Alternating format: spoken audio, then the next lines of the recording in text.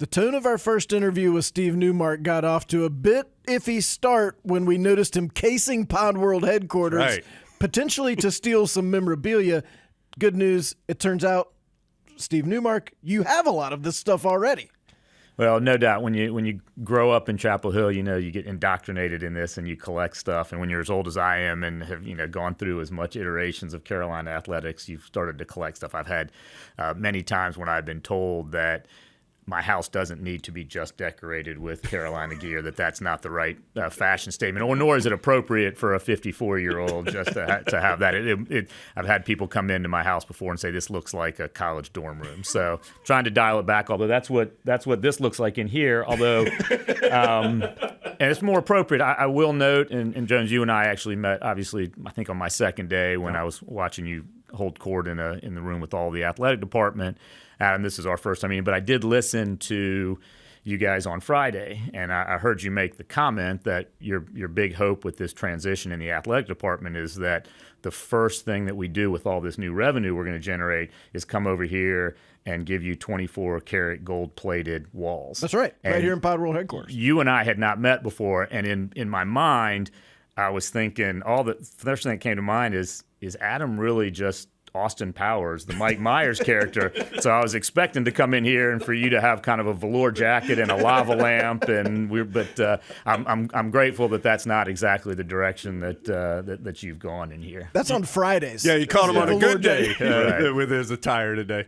Of course, Steve Newmark, new to Carolina, at least in his current role. Let me make sure I get Deputy Associate Athletic Director, is that right for this year, and Steve? I'm embarrassed to say I'm not big on titles, so I'm not exactly certain what we put in the transition title. So I think we'll just say that I'm in the athletic department. Yeah. I'm going to have an opportunity to kind of really learn from the existing staff and Bubba, and then I'll transition into the athletic director role in July. And of course, we had Bubba in here in early July to announce this transition and where Carolina was heading with this role. So Steve, kind of take us through. I mean, I want to get a lot into your background and a lot of stuff, but how did this come about? How did someone who has not had a role in college athletics previously, how did this come about? Sure. So if we look at, I think I mentioned I grew up here, and I'm happy to talk about that. I'm sure we've got a lot of mutual stories that we can cover there. But if you look at my professional career, I've been in racing and NASCAR for the last 15 years, but prior to that, I was in the college space, but more on the media rights, TV deals, whether it was Southeastern Conference, Conference USA, NCAA. And throughout that period, I also kind of maintained fairly close ties to a lot of folks in Chapel Hill. The Bedore family, the group that I've been very close to, Dick Bedore's known me since I was 3 and growing up here, and so I was always somewhat connected. And then if we fast forward to kind of what's happened in the last few years, which I think we're all aware, there's been a transition in college sports as there are certain attributes that look more like professional sports. And so I think it was a year ago this spring, Dean Jordan from Wasserman, who was a big player in the sports world, very influential, had a lot of different roles, and like many of us is a diehard Carolina guy, had come to me and said, hey, I would like to get a group together to just provide some guidance and advice to the UNC athletic department about some of the challenges and what's coming down the pipe with this professionalization of certain components of the sports world. So there was a group of us that started talking through that, was introduced to Bubba. Bubba brought some of his staff down to our race shop really to talk about how you generate revenue, what the sponsorship world looks like in the professional context. I've also known Chancellor Roberts for quite a long time, and so I had a relationship there. That just kind of evolved into I was on the search committee, the selection committee for the football coach, and that was an interesting experience for me. Obviously, I think we ended up in a great place when you can get arguably the greatest coach in football history to come to Chapel Hill. And so we kind of worked very closely through that process. I think it was well documented that there was some twists and turns in that process, but we ended up in a good place. And then ultimately, I think it was last December, Bubba came down to Charlotte, and because we had been working together closely and started sharing his vision for the athletic department going forward, and started asking, would there be a way that we think we could work together, and would I be interested in moving from Charlotte to Chapel Hill and taking a role within the athletic department. So that's very kind of the short version of how this evolved. Let's put this into some context for people who may not know your story. You were on Franklin Street in 1982? So I again grew up in Chapel Hill, grew up in Colony Woods, and it was a much smaller community than it is now. But Mike Roberts was down the street, the Bedores were behind us, Doug Moe's mom was kind of catty corner, the Guthridges were a street over, and so really it was a very small community that everybody lived together and worked together. I can probably track my development as from childhood to an adult based on Carolina games. And I'm not alone in that. I understand there's been people who have written books literally tracking it, but I can remember, 1977, that's like my first memory of watching my dad be despondent and get upset when we lose to Marquette. You learn about politics in 81 when you're watching the national championship and the president gets shot, which then delays the game. Thankfully, we win in 82. I get to be on my dad's shoulders on Franklin Street watching the celebration. I watched all the students at the time paint the street blue, and then I proceeded to watch all the alcohol that was consumed also spill on the road and dissolve all of the blue paint that had been on the road. So life learning lessons there. And then you kind of fast forward, and I look over the years. I was able to take my dad to his first national championship. I've taken both of my kids to it, been with close childhood friends at different games over the years. And some of it's been great when we've won, and then there's been heartbreak when, we lose in San Antonio by quite a bit to Kansas. And, some of those losses sting more than others. But probably like a lot, I've had an unhealthy obsession with Carolina sports. And it's not just basketball, watching what soccer has done over the years. And I think that's been really something that's special. And I think we all recognize that what Carolina athletics does is it's a common thread among family, friends, alumni, and it ties people together. And that's really the beauty of collegiate sports. And you skipped a test in 93, is that right? I did. I had always tried to be with my family for Final Four games and been in Chapel Hill. I ended up going to school up in Virginia at College of William and Mary. I had aspirations to play soccer there, ran out of talent before I got there, so ended up not doing that. But we obviously, make the final game in 93 against Michigan. So that's Monday night. I've got a big test on Tuesday, and I'm agonizing on how I go to the professor, and I'm quite frankly trying to concoct some story that seems legitimate about why I need to miss it, and I couldn't come up. I wasn't smart enough to come up with anything, so I finally went in and just sat down and said, I have no valid reason for doing this, but I've watched every Final Four and championship game with my family in Chapel Hill, and I'd really like to do it again. I'd obviously done it the previous year in 92, and he looked at me and he says, my son swam for UNC Frank Comfort, you need to go now. And so maybe a good lesson that honesty sometimes is the best approach. It was not my first course of action of what I tried, but I think that's one of the things I think is so special about Carolina sports is we can pick these different times and games, and it just reinforces the connections that you have with your community. Were you in New Orleans in 2022? I was in New Orleans in 2022 for the final game. I don't remember that game. Yeah, there was a game before that. I remember the first half, and that's right. And so it was. My son is actually in school down there. Again, I thought the stars were aligned. Until that point, I had personally been undefeated in national championship games that I attended, recognizing that I contributed nothing and did nothing other than yell on sidelines. And this was, I think I may have gotten a little cocky in the first half when we were up by 15. And at the end of the day, though, what we really remember about that season is 2 victories over Coach K. So we can just block that. We can block that game out and say the Final Four game and the last game at Cameron, that's what we needed. And I think we'd probably all trade that for almost anything else. You may not know the answer to this question. What do you think this next year is going to be like for you? Like what's happening on a day-to-day basis? I can't imagine you're just like walking behind Bubba everywhere he goes. So what is it that you're trying to learn? I think that would bother him. I think that would disturb him a little bit. So how do you kind of learn from him this year? Well, I think it's beyond just learning from him. I think that if you look at the history of UNC athletics, we've always had an unbelievable athletic department. And there are a lot of folks that you guys know very well that have been anchors for this organization for a long time. So I think what has been really nice is that I've been welcomed with open arms. And so I'm trying to absorb as much as I can on areas that I didn't have as much exposure to. Compliance.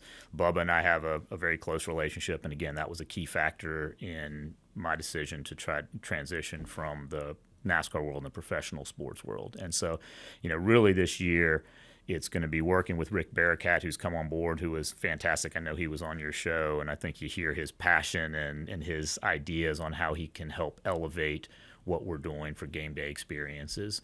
And so, from my perspective, hopefully there's some value that I can add based on my history and some of the things that I've seen out there, but it's really going to be just learning from Bubba. And, he and I are talking daily and I think working, and he's really embraced it, and I appreciate that. What are the advantages and the disadvantages when you grow up loving something like you did and do Carolina athletics, then when you have to transition into, okay, now this is my business? Sure. I think it's, when I was trying to crystallize in my mind what some of the bigger challenges were going to be for me, there's kind of probably a personal one and a professional one. On the personal side, for the last, 15, 20 years, I've been in the sports world, but it's been my occupation. And when I go to events, whether it's races or a match at Liverpool or a game at Fenway, because they're all in the same corporate umbrella where I've worked for the last 15 years, I had to at least have a show of decorum and maybe be a little stoic. And you needed not to be a fan, right? You needed to be professional in how you operated. On the flip side, for my entire life, my outlet for showing that passion and dedication has been Carolina sports. Whether, I'm watching a women's field hockey game on ESPNU at home getting nervous, or whether it's being in Bochum watching the baseball team, I could be that fan and, cheer and yell. And so on the personal side, I got to make sure that I need to transition, and that when I'm at the Smith Center, I show the proper reservation, and I would rather not be the first AD in UNC history to get thrown out of a game for voicing my displeasure from a call on the court. I think that probably wouldn't show very well for what. So that'll be a transition for me, is that you need to make that. You can still be a fan, but you have to understand that my primary role now is to serve the institution, make sure we're good steward of UNC athletics, and that represents the university well. From a professional perspective, having this history, I do feel the weight of the responsibility, because UNC athletics is something that I think is well beyond what you see in professional sports. It is something that ties generations of families, it ties alumni, it ties this community, and it is the most visible part of the flagship institution in North Carolina. And so we really need to be good stewards of that, and we're standing on the shoulders of giants, particularly in the athletic department. I mean, so many legendary coaches, and then even the athletic directors. I was here when Swafford came on board and built the foundation.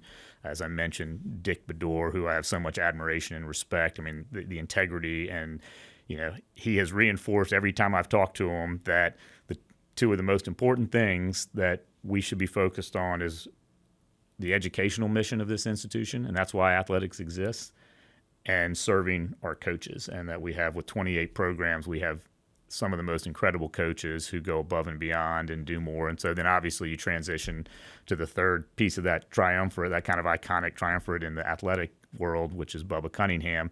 And you look at just the statistics of how many national championships have come under his watch. And so I think what we need to do is make sure that we continue that tradition. You guys may remember these old posters. Back in the day, you had the one with Worthy on it that said the tradition of excellence. Mm-hmm. And then a few years later, it came out and said the tradition continues, and it's Jordan. And I kind of feel like that's what we need to be doing, is we need to be honoring the past, making sure we're true to what, I guess we'll say the founders of our sports group have built, but then making sure we're evolving and adapting to the new world order to ensure that we can be elite across the board and we can protect everything that's special about the UNC DNA. How we do that? How do we evolve in this new world of college athletics? So with the disclaimer that I think I've been on the job for 7 days, so I don't want to be. You don't have every answer. I don't want to be so presumptuous and say. But I think that we have all the tools and resources here. I mean, you guys understand. Everybody understands how special this place is. You just walk around campus and you see it, and the tradition and the history, and the family. like many who grew up during my era, you looked at Dean Smith was a role model, and he did everything with class and integrity, and those were his core values and his principles, and it was always his players first and trying to be there for the student athlete. But on the flip side, and this is something I think gets lost at times, he was an innovator and he was an entrepreneur. And I've had discussions with Coach Williams, with Phil Ford and others just about how Dean operated, because I was obviously just in the stands like this on the sideline and they were in the middle of it. And I think that's something that we forget, is that what he did is he looked and said, all right, I may not like all of the rules, but these are what the rules are. And we're going to figure out how to make UNC the best it can be and to be elite. And I think that's really what we need to do. I mean, there's clearly rules as the world has evolved that may not be exactly what I would have liked. I mean, shoot, I'm old school enough that I liked when the ACC was 8 teams and we had a Big Four tournament. But that's not the way it works now. So let's figure out what the rules are and go out and let's make sure that our coaches and players are equipped to go out and beat everybody else and continue to unite the UNC fan base. To do that, we are going to have to probably do some things that make us a little bit uncomfortable, because that's the way we've got to generate revenue in order to support that. Uncomfortable how? I just think probably with branding. Now, of course, everybody who knows my background, and I loved some of the memes out there of the football uniforms that look like a NASCAR uniform with logos all over it. I promise you that I shouldn't promise anything, but my view is that that's not the direction we're going. But we do need to think about how we can evolve. I mean, I think there's a lot of people uncomfortable with the House settlement and the fact that we're paying players. Now, I think it's a misnomer that we've become professional sports. The demise of college athletics hasn't happened. We have almost 800 athletes. Very few of them are actually, getting paid. They're still enjoying the traditional collegiate experience where they come on campus, they make new friends, probably have some angst and anxiety like we all did of relocating from home and doing all this. And so we've not become a professional sports team. I've operated in professional sports. The athletes that we had there were worried about, making sure their 401ks and going home and taking care of their family. And that's very different than what our student athletes experience today. But that said, there is a lot more money flowing into collegiate athletics than there was 20, 30 years ago. Our budget is bigger. Now, one of the nice things, I view collegiate athletics and UNC athletics as kind of a marketing arm for the overall university. Because at the end of the day, our goal, and I know Chancellor Roberts said this, is to be the premier public institution from an educational perspective in the country. And so really what athletics should be doing is figuring out how we serve that greater mission. And so we need to be out representing the university well.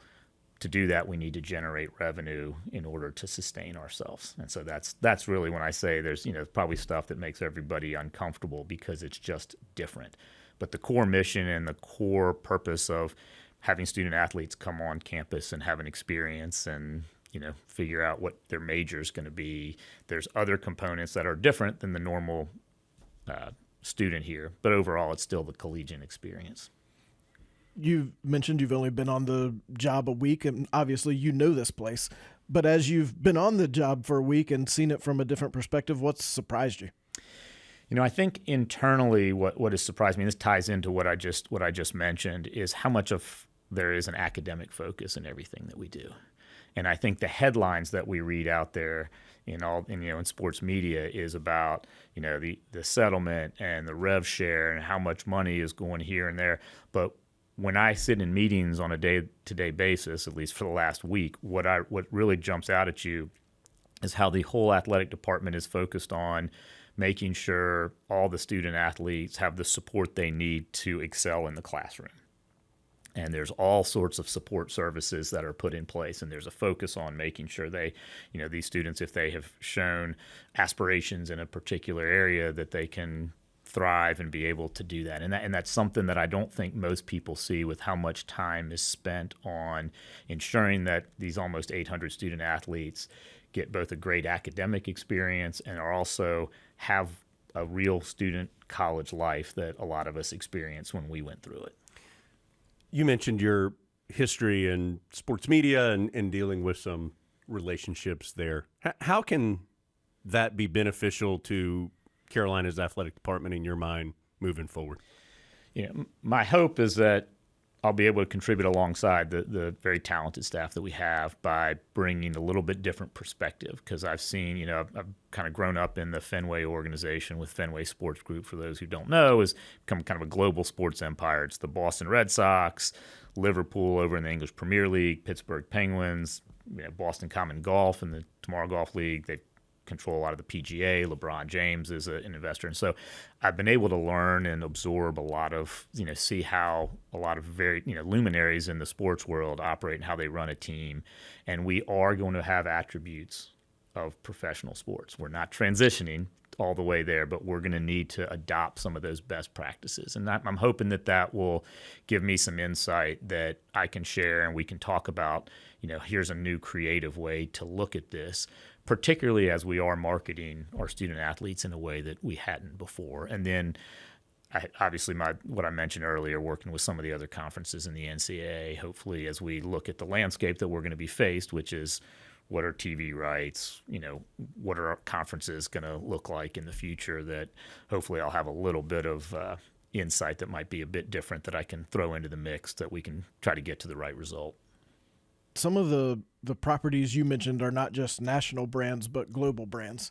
And I think we're all familiar with you're wearing a Carolina shirt in some weird place and you don't expect anybody to know the Tar Heels, and then somebody walks by and says, "Go Heels." How does Carolina athletics go from a very good college brand that everyone in America knows to being on the verge of being a global type brand like that gets even bigger? Well, the first step I'd recommend to you is maybe go out and hire the greatest coach in NFL history. And so step one complete. Yeah, there we go. But I share with you, I was in one of my sons was doing a semester abroad in Croatia last year, and we were over in a small town in Croatia, and somebody walked by in a UNC sweatshirt. And I just assumed, okay, they're probably like us, a tourist that had been over there, and we tried to engage in a conversation, and when they didn't speak English, but it was very clear that it was because the Carolina brand carries weight globally, and we may not appreciate it because we're focused on what goes on in Chapel Hill, but I think that's a huge opportunity for us. And obviously, we have Michael Jordan to thank for that in large part, but it's not just him. You go down the list. It's Mia Hamm. It's Lawrence Taylor. The number of athletes that have come out of this university that have continued to be loyal ambassadors is beyond anything that I've actually seen in professional or collegiate athletics. And so we need to leverage that and take advantage of that. And not just in the U.S., but globally. And that's not going to happen overnight. But if we want to get to where we want to be, which is year over year elite in football, basketball, top 5, top 10 teams, as well as, and this is really important to me because I believe it's part of the UNC DNA, it's the other 26 sports as well. There's a lot of schools in the country that have made the decision they don't need to support as many Olympic sports as we do. So you look at some of the schools and other conferences, they're 19 or 20. We're 28. I don't know exactly what the right number is, but I think it's really critical for us to maintain that, because look at our success, and it's not, we focus on football and basketball because that's where the most revenue comes in from externally. That's just the way our society has evolved. But you look at where our championships are, you look at some of the student athletes and the representatives and the coaches, whether it's Karen Shelton, Jen Levy, these sports are core to who we are. And having that breadth and scope of programs, to me, is absolutely critical going forward. And so we've got to leverage that because it's a differentiator. There's a cost to doing that, but I'm confident that we can figure out a right way so we can maintain our identity. Man, I wish we've already kept you almost 25 minutes. We could do this for an hour. But what are you looking forward to? What are you excited about? What gets your blood pumping right now? I think what has been most fulfilling in the short term is how many people have so much passion and are willing to spend so much time on UNC. And I look at a lot of the donors, and you just go through the ranks of the Rams Club. A lot of these individuals, these men and women, have been wildly successful in technology and manufacturing and logistics, and they're running businesses that consume all the time, yet their passion is UNC. And they have spent so much time on making sure we have what we need. And you talk to everybody. Now, everybody has different opinions. There's no doubt about that. And so that's going to be an occupational job hazard. But even though there are different opinions on where you put a basketball arena or what conference you're in or how many sports you have, everybody wants the same goal, and they want Carolina to be elite, and they want us to continue to be that unifying bond among generations. And that's a wonderful thing, because you just don't see that all the time. And so the time and energy that I think other folks and alumni and other fans are willing to put into this program, to me, has been just amazing. And that's obviously in a very short window. You can ask me all these questions again in 6 months. We'll see if see if any of the answers are similar. But I'm pretty excited, and then obviously first and foremost, having the whole world of collegiate football focus on Kenan Stadium on Monday night is going to be a real thrill.